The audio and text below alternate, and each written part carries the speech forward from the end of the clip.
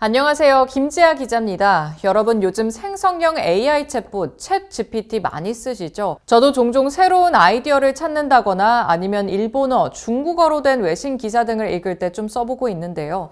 제가 미처 생각지 못하거나 놓친 부분들을 야무지게 짚어주기도 하고 번역도 꽤 정확도가 높아서 자주 사용하게 되는 것 같습니다. 챗GPT와 같은 AI가 이젠 일상 속에 꽤 익숙하게 자리를 잡은 것 같은데요.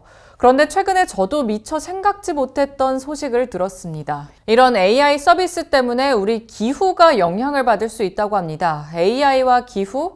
도대체 무슨 관련이 있는 걸까요? 함께 알아보시죠. 먼저 파이낸셜 타임스 기사부터 보시겠습니다. 최근 몇 년 동안 미국에서 전력 수요가 급증하고 있다고 합니다.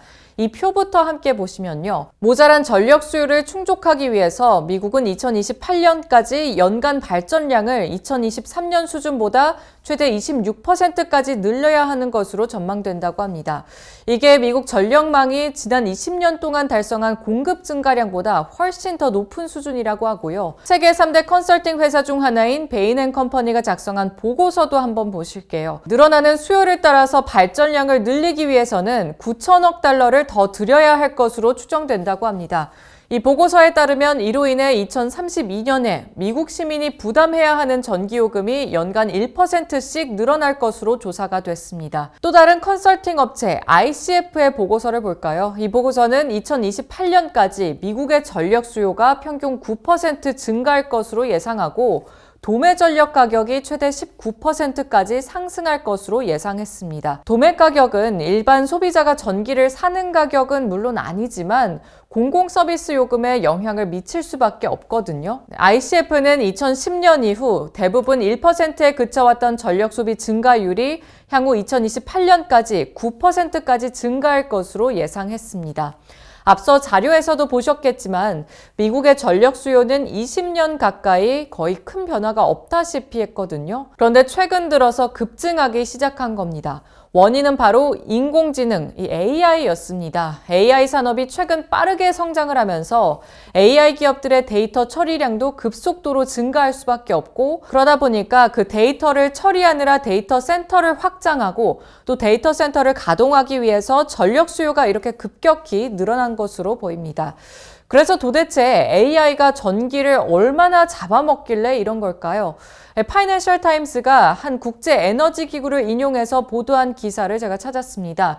제가 종종 쓰고 있는 이 오픈 AI의 챗 GPT 검색, 한 번에 2.9W의 전기를 사용한다고 하는데 파이낸셜 타임스는 AI뿐만 아니라 암호화폐 채굴, 또 클라우드 서비스 등도 전력을 많이 필요로 하기 때문에 데이터 센터의 수요를 높이는 원인 가운데 하나라고 했습니다.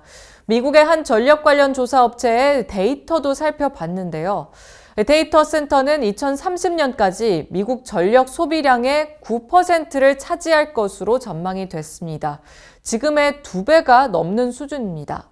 또 컨설팅 업체 맥킨지 보고서에 따르면요. 데이터 센터는 지난해에는 17기가와트의 전기를 썼는데 2030년에 이르면 1년에 35기가와트의 전력을 소비할 것으로 예상이 된다고 합니다.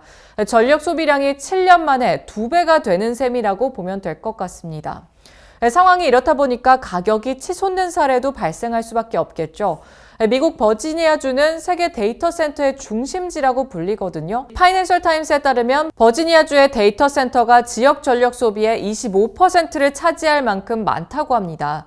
이 때문에 최근 버지니아에서는 전력 공급 부족으로 전력 경매 낙찰가가 2년 전보다 거의 10배나 올랐다고 합니다. 사실 기업 입장에서는 어떻게 해서든 전력을 좀 공급을 받아야 하는 상황이겠죠. 그래서 모자란 발전량을 채워야 하다 보니까 석탄 화력 발전과 또 원자력 발전량을 늘리고 있다고 합니다.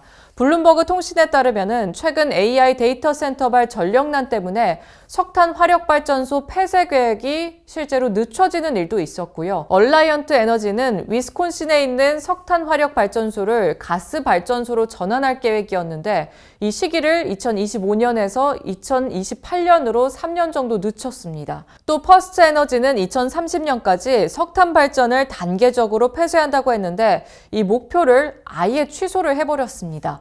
또 콘스텔레이션 에너지와 마이크로소프트는 미국에서 가장 심각한 원자력 사고가 발생한 펜실베이니아주에서 원자력 발전을 재개하기 위해서 20년 계약을 체결했다고 합니다. 이 발전소는 2028년부터 최소 2054년까지는 가동될 예정인 것으로 알려졌습니다.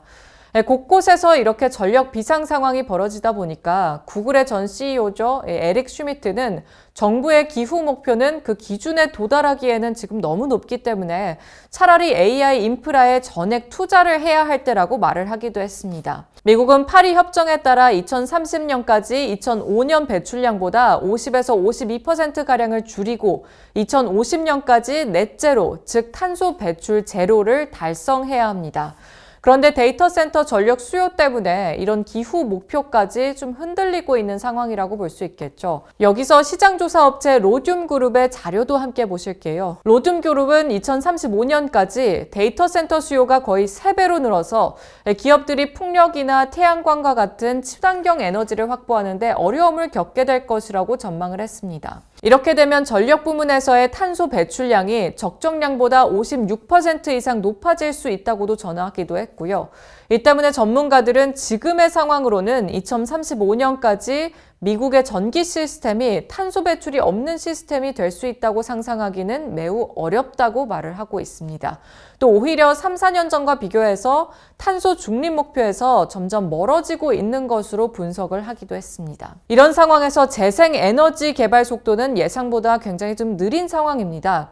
파이낸셜 타임스 기사를 보니까요. 재생에너지 프로젝트 관계자들은 허가 문제와 송전망 구축 지연으로 재생에너지 공급을 시작하는데 최대 5년이 걸릴 것으로 전망을 했습니다. 전력 수요가 엄청나게 늘어나고 있는데 재생에너지로는 이 수요를 감당하지 못할 것이라고 분석을 하기도 했고요. 여기서 블룸버그 NEF 보고서를 보실까요? 이 보고서에 따르면 미국은 2030년까지 온실가스 배출량이 2005년보다 34% 감소에 그칠 것으로 예측했습니다. 이건 파리 협약에 제시한 국가 목표에 한참 못 미치게 되는 수준이죠. 그래서 이 보고서는 AI 서비스로 인한 전력 수요가 늘어나는 것이 큰 혼란이다 이렇게 표현을 하기도 했습니다. 사실 이 문제는 미국뿐만이 아니라 전 세계적인 문제라고 봐야 할 겁니다. AI 혁신이 우리 삶을 물론 편리하게 바꿔주고 있기는 하지만 친환경 에너지로 향하는 길에는 큰 걸림돌이 될 수 있는 거겠죠. 사실 중국만 봐도 그렇습니다. 재생에너지와 전기자동차 산업이 빠르게 성장을 하고 있는데도 올해 탄소 배출량은 지난해보다 크게 늘어났거든요. 실제로 2025년 기후 목표 달성이 어려울 것이다 이런 분석도 나오기도 했습니다. 로이터 보도에 따르면요. 중국은 2021년에서 2025년 탄소 배출량을 18%나 감축을 해야 되는데 이 목표를 달성하려면 올해와 내년에 6%를 더 줄여야 한다고 합니다. 그런데 올해 배출량이 반대로 0.4%나 늘어나 버린 거죠. 내년에 획기적인 조치를 하지 않는 이상 목표 달성 굉장히 어려울 것으로 보입니다. 디지털 강국인 우리나라도 AI 경쟁력을 높이기 위해서 빠른 속도로 혁신에 나서고 있는데요. 기술 혁신도 물론 중요하지만 앞으로는 친환경 솔루션까지 갖춰서 두 마리 토끼를 놓치지 않도록 미리 채비해야겠습니다. 오늘은 AI와 기후 문제 관련해서 외신 소식들을 짚어봤는데요. AI 기술의 발전이냐 또는 기후냐 여러분들은 어떻게 바라보고 계실지 궁금합니다. 네, 오늘 외신 소식들 도움이 되셨길 바라고요. 구독과 좋아요 또 알림 설정 꼭 부탁드리겠습니다. 감사합니다.